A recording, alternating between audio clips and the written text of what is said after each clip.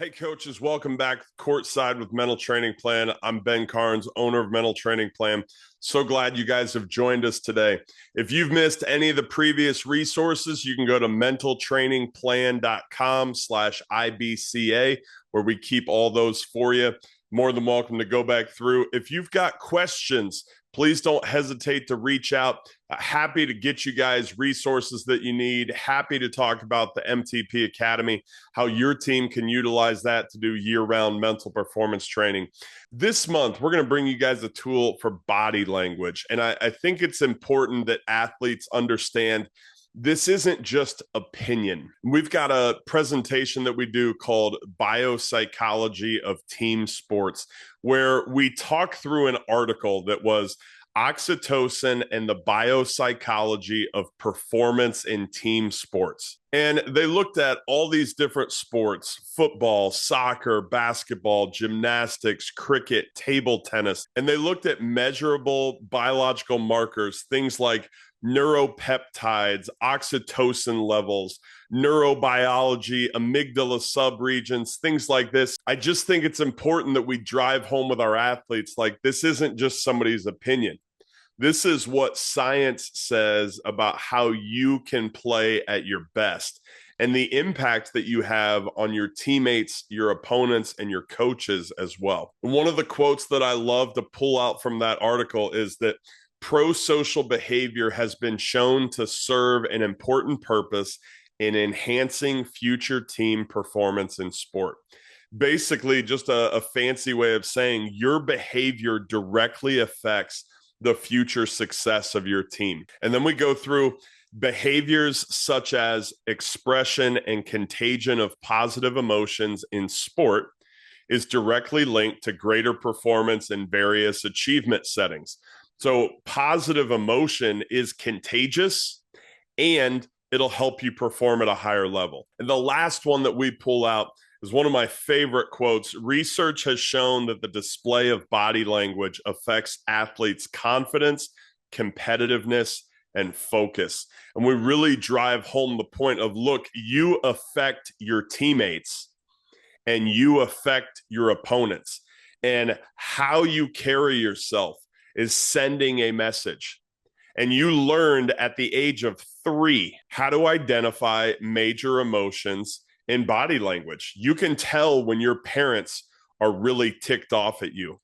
And you can tell when your parents are really happy with you. And so your entire life, you've been sending messages about whether you're in a good mood or you're in a bad mood. You've been sending messages that I feel confident right now, or I don't feel confident right now. And not only does that impact how you play, but maybe more importantly, that impacts everyone on your team. And so now when you miss a shot and you're hanging your head and you're walking back to the other side of the court, like, I can't believe that just happened. Now your teammates have to deal with, oh man, Johnny's really not feeling it today. Or, oh no, Susie's starting to lose it again. Here we go. In addition, the other team is watching and going, oh, we got him now. She's in her own head. Now we can win this thing. And so there's no fancy worksheet with this activity. It could literally be as simple as going through some of the quotes from the article and then having your team show good body language with just their eyes. What would they be doing? Where would they be looking? Versus what would it look like by just moving their eyes if they had bad body language? What about now their eyes and their head, and have them show bad body language and then have them show good body language, and then start to incorporate the shoulders. And what's that look like with good body language? And what's that look like with bad body language? And then your chest, and then your entire body, and then the pace at which you walk. Like, you can walk into a room and express, I don't want to be here. Or you can walk into a room, I'm pumped and I can't wait to get after it at practice today. And so what's more important than teaching your kids what's good body language or bad body language, because they already know that, is what are they going to do instead? Maybe it's, after I miss a free throw, I have a tendency to do this. Instead, I'm going to get my eyes to the top of the backboard. I'm going to get my shoulders back and my chest out.